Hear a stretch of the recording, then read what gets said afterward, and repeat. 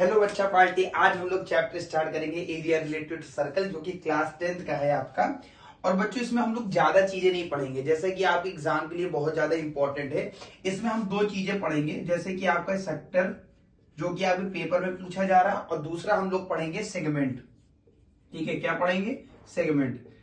ठीक, आपके बोर्ड के एग्जाम के लिए मैं बना रहा हूं बच्चा, बहुत मेहनत करनी पड़ रही है। और सिर्फ आपके परसेंटेज 99 लेके आना है। 100 ला सकते हो, लेकिन 99 के लिए ज्यादा मेहनत कर रहा हूं। सबसे पहले दोनों में अंतर समझ लेते हैं। आप जानते हो सर्कल आपने बनाया, सर्कल में ये जो पॉइंट होता है जिसे सेंटर बोला जाता है, यहां से यहां तक की दूरी और यहां से यहां तक की दूरी को हम क्या कहते हैं? रेडियस। लेकिन इसके अंदर का जो ये पार्ट बनना है ना, ये पूरा हिस्सा, इसको क्या कहा जाता है? सेक्टर कहा जाता है। और इसी के अपोजिट वाला हिस्सा अगर आप ये देखोगे, ये भी सेक्टर कहलाएगा। तो दोनों में अंतर क्या है? ये कहलाएगा आपका माइनर और ये कहलाएगा आपका मेजर। दोनों में अंतर आप समझिए। इतना कॉन्सेप्ट क्लियर हो गया। अब जैसे आपको पेपर में पूछा जाएगा किससे रिलेटेड क्वेश्चन आपको बताओ, तो सबसे पहले आपको पता होगा एरिया क्या चीज होती है। ठीक, एरिया आपको पता है पाई आर स्क्वायर होता है। क्या होता है? पाई आर स्क्वायर। अब आपको सेक्टर निकालना, तो कुछ करना नहीं बच्चा, थीटा अपॉन 360 लिख दोगे। अच्छा, 360 क्यों लिखा हुआ है? क्योंकि सर्कल का जो कंप्लीट होता है एंगल, वो कितना होता है? 360 डिग्री होता है। कितना होता है? 360 डिग्री। अब यहाँ पे आपको क्या लिख देना? खाली पाई आर स्क्वायर लिख देना है। अब अगर आपसे पूछा जाए माइनर का बताइए, तो आप ये वाला एंगल लिख देंगे। और अगर आपसे पूछा जाए मेजर का सेक्टर का निकालिए, तो आप ये वाला एंगल लिख देंगे। बस दैट्स इट, आपका निकल जाएगा एरिया ऑफ सेक्टर। क्या निकल के आएगा? Area of sector. ये आपको बेसिक कॉन्सेप्ट समझना है। इतनी बात समझ में आ गई।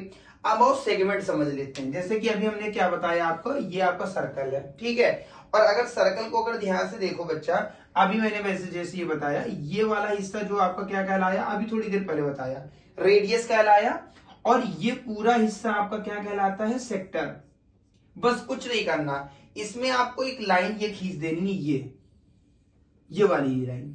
और ये पूरी लाइन ये क्या कहलाएगा? आपका सेगमेंट कहलाएगा। क्या कहलाएगा? सेगमेंट। वैसे ही जैसे यहां बताए, इसको आप लिखोगे माइनर सेगमेंट, और इसको आप लिखोगे ये ऊपर वाले हिस्से को पूरा जितना, इसको आप लिखोगे मेजर सेगमेंट। इतनी बात आपको समझ में आ गई होगी। बेसिक कॉन्सेप्ट क्लियर हो गया।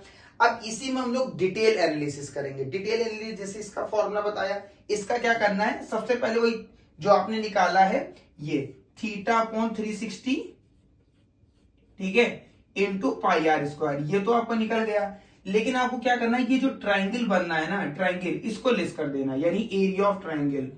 एरिया ऑफ ट्राइंगल, जैसे आप एरिया ऑफ ट्राइंगल लेस करोगे, ये आपका क्या निकल के आ जाएगा? सेगमेंट का। क्या निकल के आ जाएगा? सेगमेंट निकल आए। अब बच्चे देखो, आपको समझना क्या है, ये जो एरिया निकलना है ना ट्राइंगल का, ये दो होगा, या तो इक्विलेटरल होगा और या तो होगा आपका राइट एंगल ट्राइंगल। और बाकी आपके सिलेबस में स्केलियन वाला बिल्कुल भी नहीं आएगा। तो आप इक्विलेटरल ट्राइंगल का क्या होता है? √3/4a²। ये फॉर्मूला है एरिया ऑफ इक्विलेटरल ट्राइंगल। क्या है? Area of equilateral triangle. और पूछा जाए area of right angle triangle, तो क्या लिखोगे आप? 1/2 बेस इंटू हाइट, ये आप लिख दोगे।